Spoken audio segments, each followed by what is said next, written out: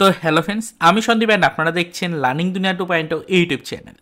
তো ফ্রেন্ডস, আবারও কিন্তু আপনারা যারা প্রাথমিক শিক্ষক নিয়োগ প্রক্রিয়ার 2022-এর টেট পাস চাকরি প্রার্থী রয়েছেন এবং অধীর আগ্রহী ইন্টারভিউ নোটিফিকেশন প্রকাশের জন্য যারা ওয়েট করে রয়েছেন, তাদেরকে উদ্দেশ্য করে আজকের এই বিশেষ ভিডিওটা কিন্তু ক্রিয়েট করতেই হলো। অলরেডি গত কয়েকদিন ধরে আমরা দেখেছি সোশ্যাল মিডিয়া সাইট জুড়ে বা বিভিন্ন গ্রুপগুলো থেকে কিন্তু একটি বিষয় ভাইরাল হচ্ছে যে মাননীয় শিক্ষামন্ত্রীর পক্ষ থেকে অলরেডি রাজ্যের চাকরিযোগ্য প্রার্থীদেরকে একটি বার্তা দেওয়া হয়েছে এবং একটি বিরাট বড় দুঃসংবাদ প্রোভাইড করা হয়েছে, যেখানে বলা হচ্ছে যে আগামী 2025 শিক্ষাবর্ষে যে নিয়োগ হতে চলেছে রাজ্যে, সেখানে কিন্তু পরিষ্কার ভ্যাকান্স পোস্ট রয়েছে আমাদের মোটামুটি 5632-এর কাছাকাছি, অর্থাৎ আমরা ধরতে পারি ওভারঅল 6000-এর কাছাকাছি ভ্যাকান্সি কিন্তু রয়েছে। তো এই ভ্যাকান্স পোস্ট দেখে সকলের মাথায় কিন্তু চিন্তা অলরেডি কিন্তু ঘোরাফেরা করছে যে তাহলে ভ্যাকান্সি যেখানে 50,000 দাবি করা হচ্ছে সেখানে যদি 5,000 ভ্যাকান্সি আসে তাহলে কিন্তু অনেকটাই ভ্যাকান্সিতে ঘাটতি লক্ষ্য হবে এবং এই যে ভ্যাকান্সিতে বড় ধরনের ঘাটতি, তাতে করে কিন্তু রাজ্যের চাকরিযোগ্য প্রার্থীরা কোনোভাবেই নিয়োগ কিন্তু পাবেন না, কম্পিটিশন চূড়ান্ত পর্যায়ে চলে যাবে। এরকম চিন্তাধারা অলরেডি কিন্তু সকলের মধ্যেই ঘোরাফেরা করছে, সকলে টেনশনের মধ্যে পড়ে গেছেন।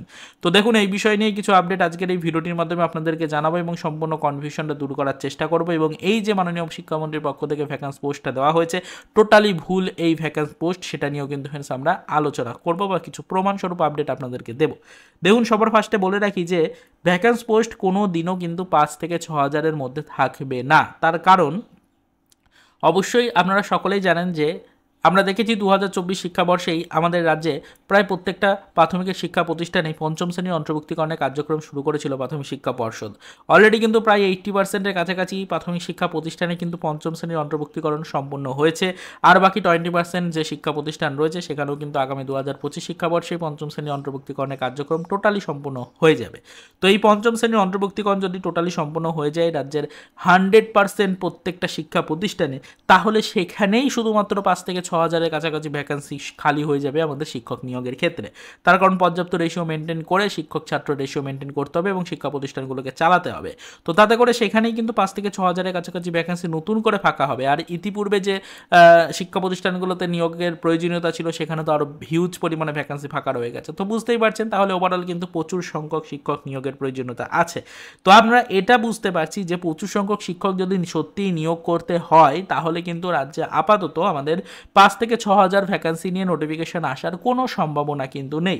প্রচুর সংখ্যক শূন্যপদ অলরেডি ফাঁকা রয়ে গেছে। আমরা মোটামুটি ধরতে পারি এই যে শূন্যপদের কথা মাননীয় শিক্ষামন্ত্রীর পক্ষ থেকে ঘোষণা করা হয়েছে, সেখানে মোটামুটি কিন্তু আমাদের এই 5 থেকে 6,000-এর কয়েক গুণ বেশি নোটিফিকেশন আসবে ইন্টারভিউয়ের জন্য।